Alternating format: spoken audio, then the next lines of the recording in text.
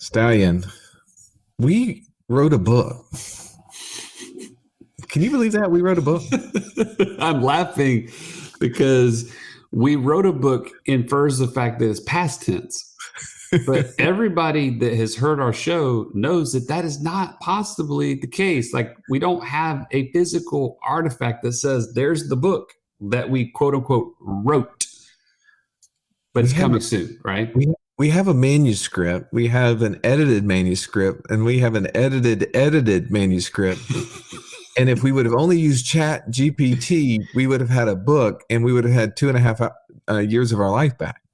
Oh, no doubt, no doubt. That's a game changer that we talk about on this episode with John Feldman. John was our ghostwriter. He was the guy that actually took what we would have never done and put it into a manuscript. And now it's just our part to get it across the finish line, right? So we can't blame John for that part, at least. No, John was fantastic. We wanted to bring John onto this podcast. A lot of laughs, things that he learned and saw us fumble through as we were going through this process. But also just hearing his story. He was there trading time for money, like many of us are. He was listening to us talk about spending more time with our family, and he wanted that for himself. He wanted to know what you know and what you've been learning about how to become financially free through the concept of building passive income, through learning what infinite banking is. And he's still learning, by the way. And part of that problem is that he was trying to learn it from Joey and I. And as you guys all know, our coaches, our dream team, are so much better, explaining these concepts than we are. This is just a fun episode for us to share. We have a book. We do have a launch date. It's in October of this year, 2023. Joey, what's the title of the book again? Wealth Without Wall Street, 3 Steps to Financial Freedom Through Passive Income. Yeah. And if you want to know what those 3 steps are, you're going to have to buy the book. Or you can jump on a call with one of our coaches at wealthwithoutwallstreet.com/free call. Stallion, let's not take any more away from this episode. Let's jump in with our book author and good friend now, John Feldman.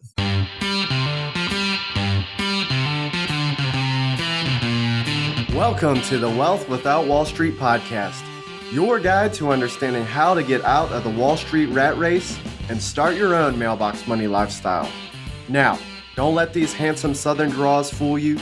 These financial minds are teaching our country to enhance savings, increase cash flow, and create passive income, all without the help of Wall Street. Are you ready to break through? Now here are your hosts, Russ Morgan and Joey Murray. All right, tribe. I know you've been sitting around wondering, how can I write my own book? And today, John Feldman is with us to tell you exactly the path to do that. John, so glad to have you in the studio with us today. Joey, Russ, thank you so much. Long time listener for about 2.5 years. So now I'm actually on the show and I'm very happy. Yeah. Hey, Joey, I think the question the tribe is really asking is, when the hell are you guys going to release your book? I've heard about this book for years now. We voted on a title. We're ready. Where's it at? And John, you are the one who helped us get this thing off the ground. And there's going to be a lot of stories. I hope you'll point most of the really poor ones at Joey and don't keep making me feel good inside, right? Don't lie, John. I'm just telling you. No, I know, Russ, you pick on Joey too much on the show. So Joey, I'm on your side today. We'll pick on Russ. We'll turn the tables around. Oh, I'm such an easy target, by the way. All right, John, thank you for coming on. It's been a long time since we had a chance, the 3 of us, to connect.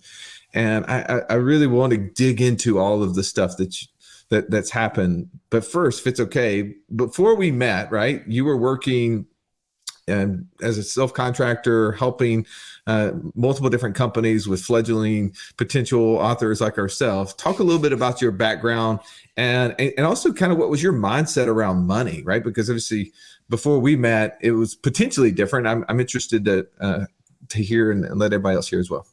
Yeah. So, but before we met, it was, trade time for money. That's all I knew. I went to college and it was basically get a job.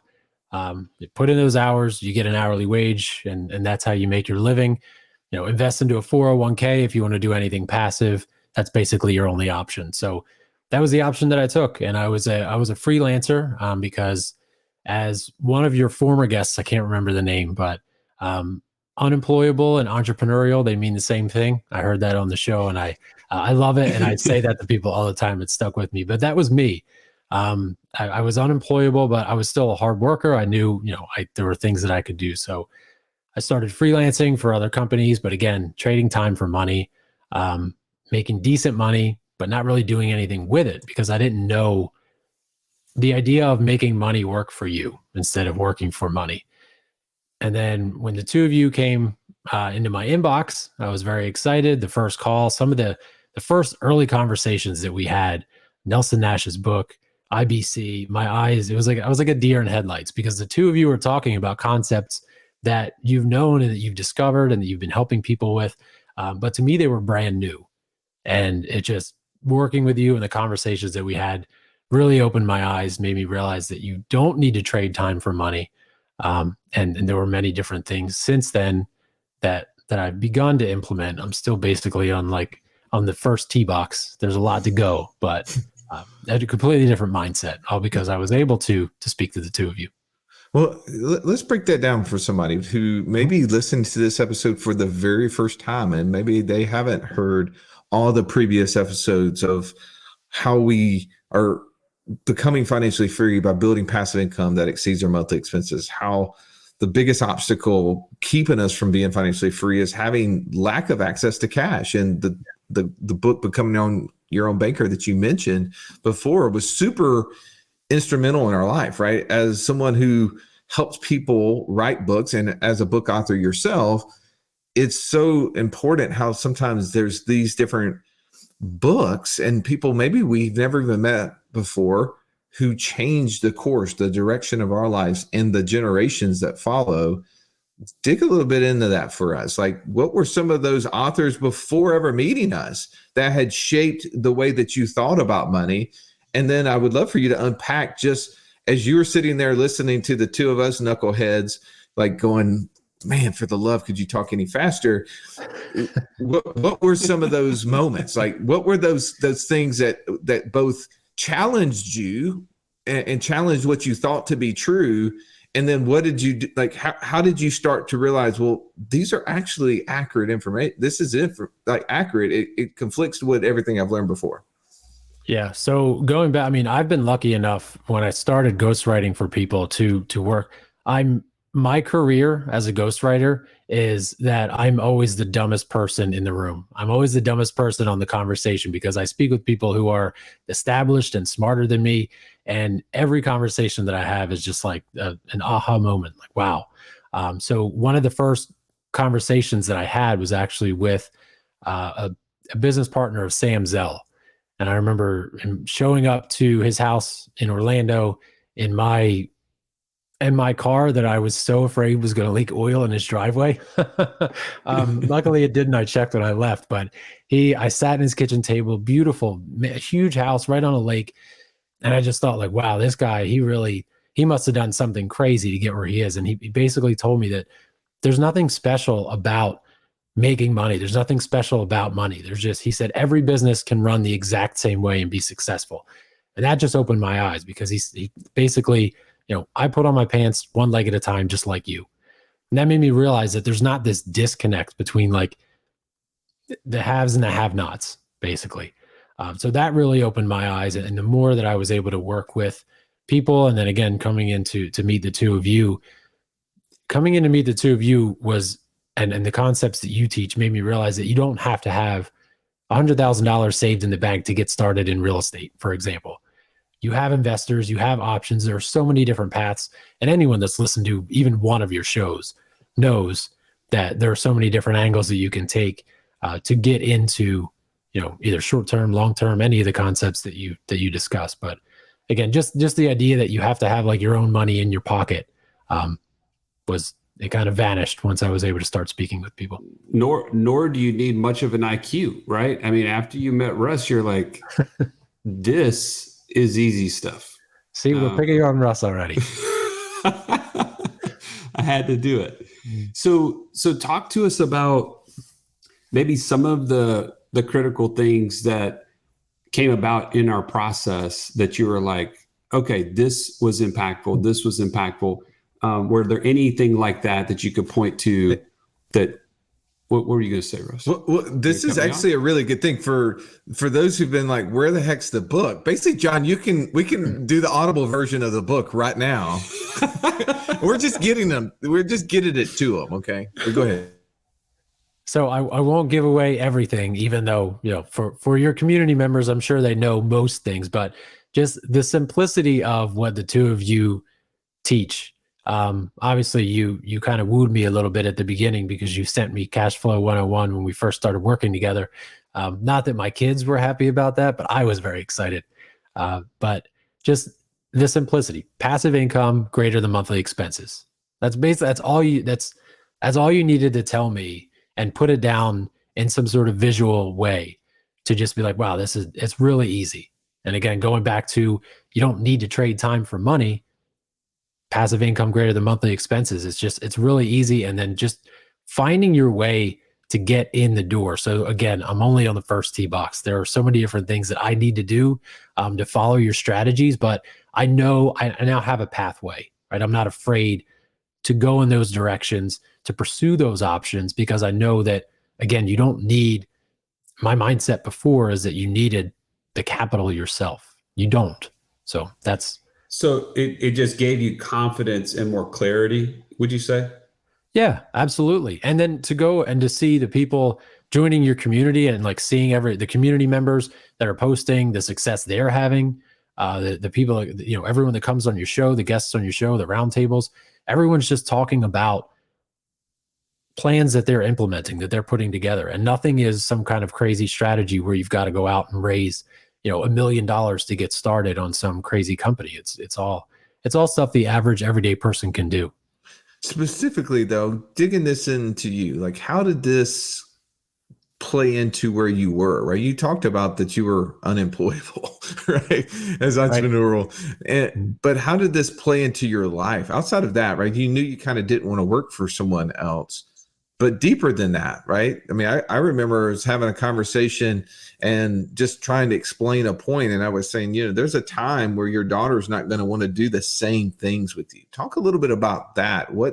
How is that like shape the way you look at taking action as compared to, well, that's nice for Sam Zell. I mean, billionaire investor, right? Yeah. That's amazing for Joey, who can wear a t-shirt and a ball cap to every podcast. But what about for me?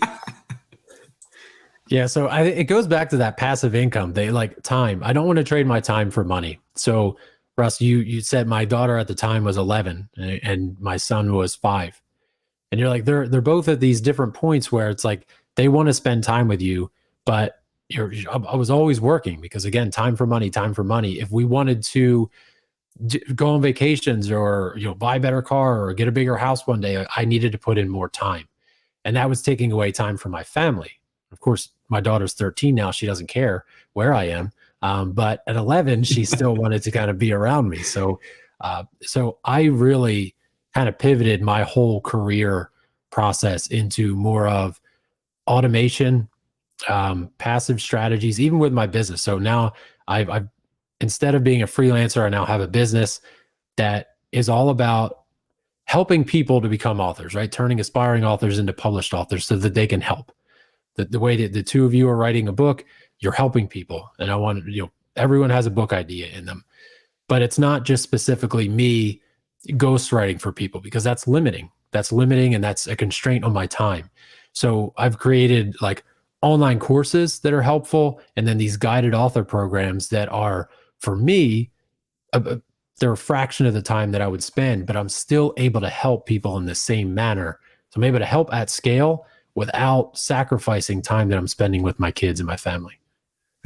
Let's dig into that, right? With ChatGPT and all of the AI stuff that's going on, how has that changed the way that you're helping aspiring book authors become published and still not lose the active opportunity income that you have out there? So I've embraced it, and I get yelled at because I try to go into like self-publishing forums and stuff online and talk and provide some advice to people who are a little bit lower on the, experience scale than I am. And when I bring up ChatGPT or like NFT books or anything cool and innovative, I just get bashed and everyone's like, this isn't going to work. This is ridiculous. But I love it. I'm all about going back to time, right? I'm all about opening up my time. So the first draft process is a long process, and it's one that's very tough for anyone writing a book. It's verbal vomit is what we typically like to call it, is like getting your first draft out there. Just get it all on paper. But it's difficult to do, especially for someone who's a perfectionist and you're thinking as you're writing about your readers. And even though it's the first draft, you're like, oh my God, my readers would not like this. Like, this would be awful. I can't put this out there. So it's tough to get the first draft out. So it can be morally depleting, right? To have to keep stopping. With ChatGPT and AI, as we were saying before we hit record, GPT-3 is like the level that we're on now. I'm not very technical. I just saw an image one day and it blew my mind. But GPT-3 now, like, you can do chapter by chapter. You can just ask, because you're having a conversation with the robot.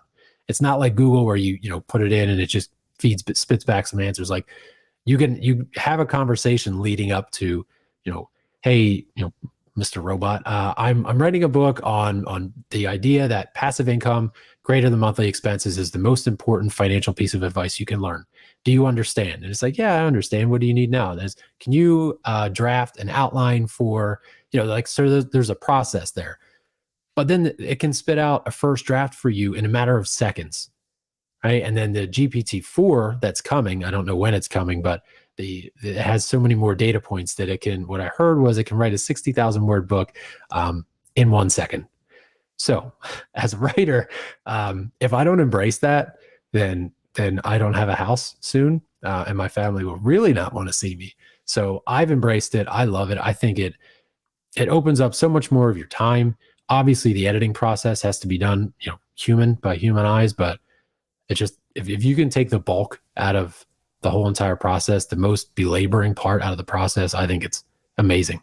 If you've listened to our show for any length of time, you've heard us talk about infinite banking and how we are able to use that concept to create over $50,000 a month in passive income. But it's just not that easy to figure out, how does this all connect into my own personal system? Stallion, that's why we created the passive income operating system, bro. It shows you how to turn active income into passive income. It makes all the steps come together. If you would like to get access to it as a podcast listener, we've never given this away in public before. Go to what'swhatwallstreet.com/PIOS. There was nothing worse than walking into class when you're in school and the teacher saying, pop quiz day. Why? Because you were unprepared. Are you unprepared, though, for financial freedom? Don't be. Find out how close you are by taking our 30-second quiz at wealthwithoutwallstreet.com/quiz. Well, I love the fact that you're innovating what is, I think a lot of people are, like you said, are fearful of that change, and that it's scarcity. It's the taking away from what is their territory or their, specialty, and it's commoditizing it, right? Whereas what you're doing is saying, hey, this is a part of a process. It still can't be done by a robot 100%. Yeah. Why don't I use it to my advantage? Which, the fact that you've used that to buffer up the idea that my time is more valuable and I can use this to actually get more of it. I love that. I'm wondering, people, you're listening to this right now, what is it in your business or your life that you can take away from this conversation that says, man, where are the places that I could be doing the same thing, right? If time becomes the ultimate thing that I'm trying to accomplish, where are those places that I can cut and grow exponentially without my time being at play all the time? So anyway, that's just a really good takeaway from this conversation. So John, in addition to like your business and how you're helping authors to do this at scale, what are some things that you're doing in your own personal financial journey to gain that financial freedom? Like, and what's kind of on the horizon for that? So just trying to come up with more of those passive strategies that I've learned from the two of you. So infinite banking is obviously something that down the line I really need to get into, but Joey won't like to hear this, but drop shipping is something that I've recently dabbled into. And then I have an investor, two investors, but we're like putting together plans first for short-term rentals, obviously going to start small with studio condos or maybe one bedrooms, but there's so much. And again, you guys talk about it on the show too, but location is something that's important, whether it's down here in Fort Lauderdale-ish area or in Birmingham. I know that the two of you said that there's a little bit of a difference there, especially with the time of year. These are things that we want to look into because when we first start out, we want to make sure that we're on a growth trajectory and not digging ourselves into a hole. Yeah, that's so cool, man. You're going to, as you just experience it, right? What you just said, I think is what so many investors experience. You going back, being more specific, you said getting out for book authors, getting out that first draft is like verbal vomit, but it's so defeating for so many people because they see it and they're like, oh no. But that's also what so many people who are trying to get out that first opportunity, who are trying to find that first investment, they feel that same pressure and like, oh, it's not going to go right. It's not going to be as good as fill in the blank. It's not going to work this way. It's not going to, and it's self-defeating. They do very little. Why it's so important, right? To get this out visually for yourself. That's why we have everybody go through our passport challenge. When you understand what you want to accomplish, it makes everything so much easier, right? Your daughter's 13, your son's 7 or 8. And it's very easy for you to say, okay, here's what I want. Here's what I don't want, right? Yeah. I don't want this. I don't want this. Same thing. What I heard you say about ChatGPT is that, man, here's the ideas and thoughts that are in my head. Let me give it to this AI and let it write 60,000 words in 1 second. That means I'll read the book over the next 2 decades to be able to edit it potentially, right? Hey, ChatGPT, can you cut that down? Can you make that big font? Can you summarize? Can you read it out? Yeah. Can you summarize and read it out to me?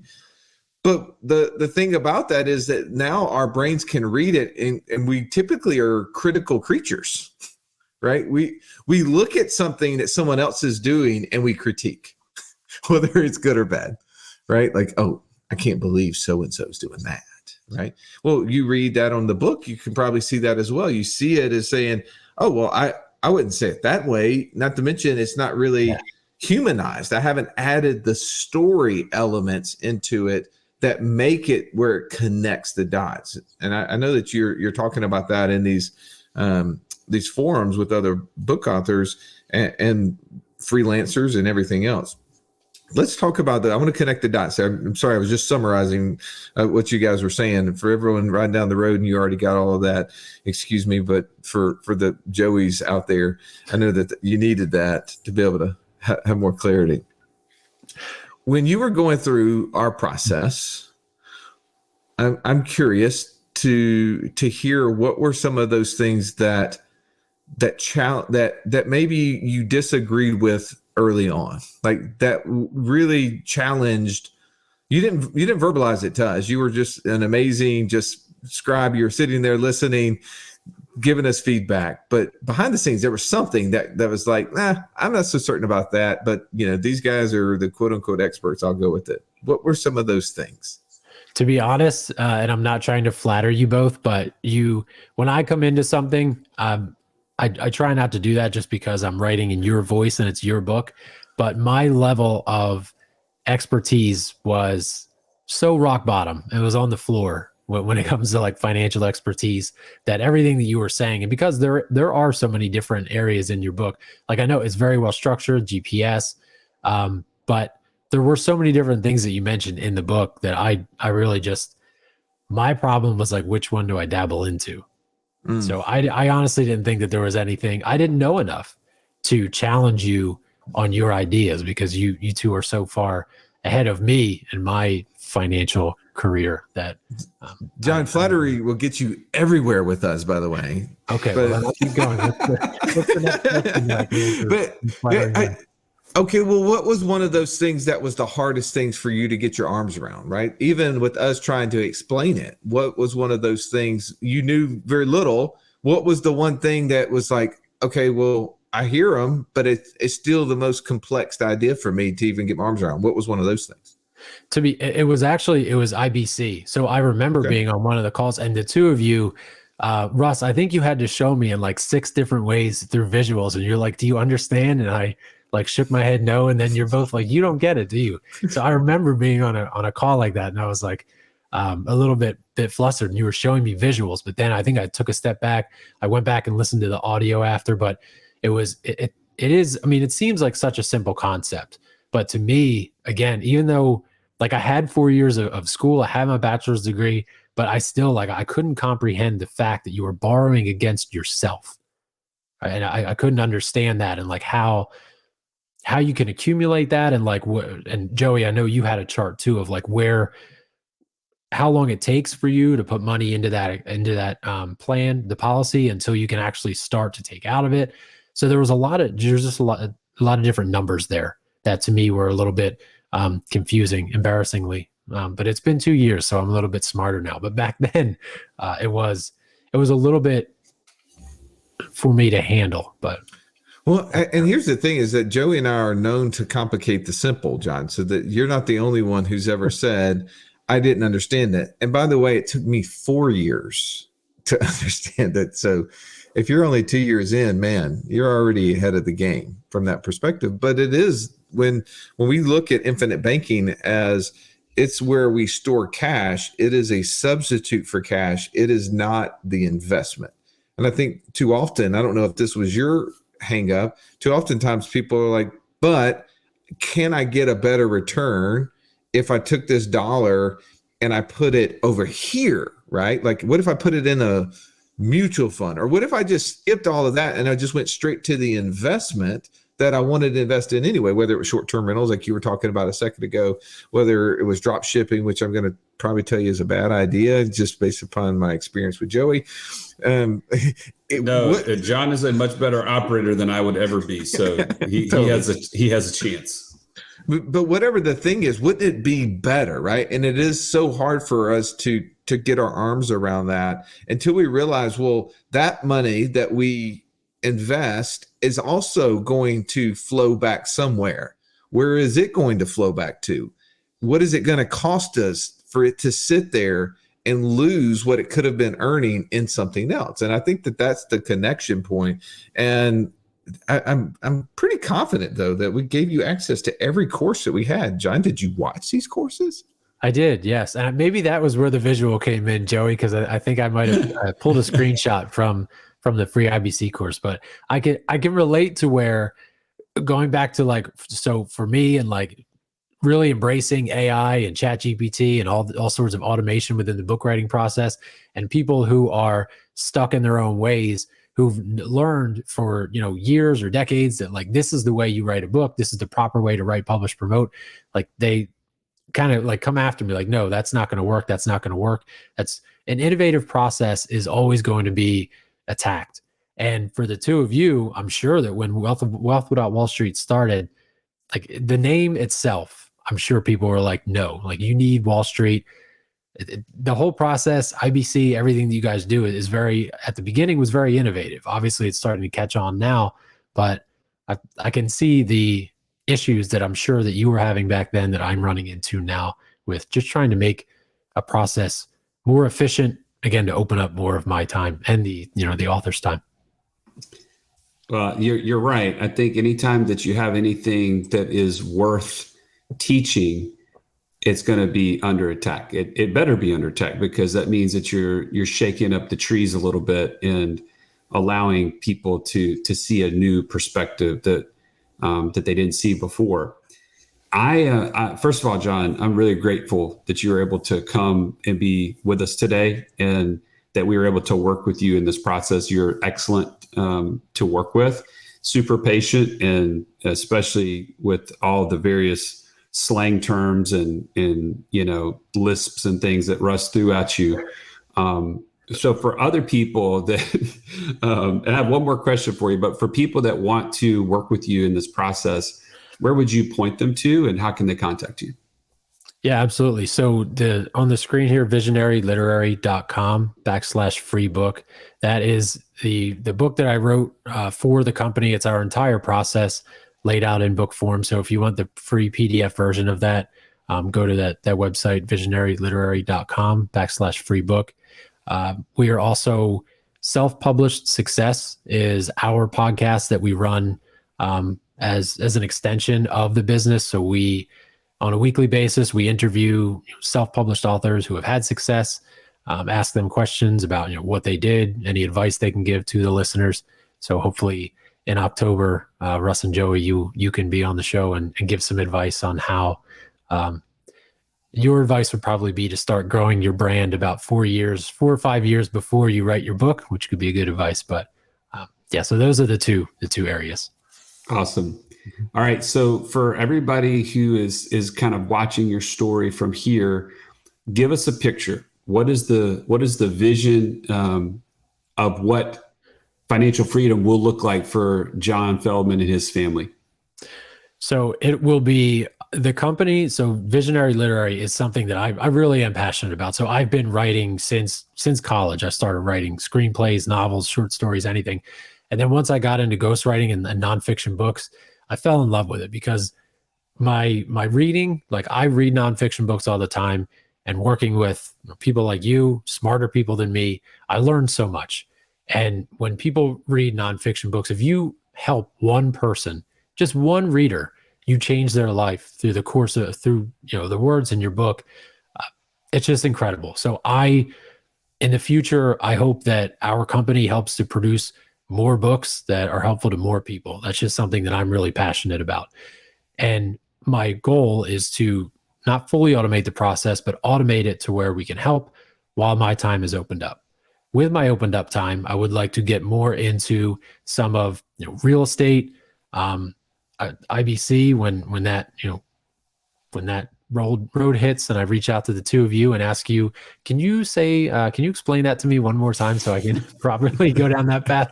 But, just more passive income strategies that bring money in for me, open up my time, and then also leave something to give my kids a head start. So that is something that's so important to me as well, as I want my kids to be set up to where they're not starting from behind the starting line. I want them to have a little bit of a head start. Man, that's so cool. And I am excited for those things to come to fruition, John. And by the way, I just typed in how to explain IBC to someone in a simple 3-step process, and ChatGPT gave me that process. And at the end of it, it said, go to wealthwithoutwallstreet.com/free call. It's amazing how it's already adapted. So much. Right. Like it is like going out to the internet, figure that out, and I'll be happy to share that with you and anyone who calls that simple process when you do that. John, man, it's been too long. Grateful to get you on the show. Excited to hear more of your success, share you with others. And if you haven't already taken a chance, go to wealthwithoutwallstreet.com/free call and ask us these questions. Or if you would love to know how to become a self-published author, go to John's website, visionaryliterary.com, and take advantage of the free book by hitting /free book, or listen to his podcast, Self-Published Success. Man, John, have a great day, brother. As always, we thank you for being on the show, listening to the show, and being a fantastic member of our audience. And take time to rate, review the show so we can share this with other people as well. Thank you both so much. This has been the Wealth Without Wall Street podcast. Don't forget to subscribe to the show to break free of the Wall Street mindset and begin building wealth on your own terms in places you understand, so that your wealth will never run dry. See you next episode.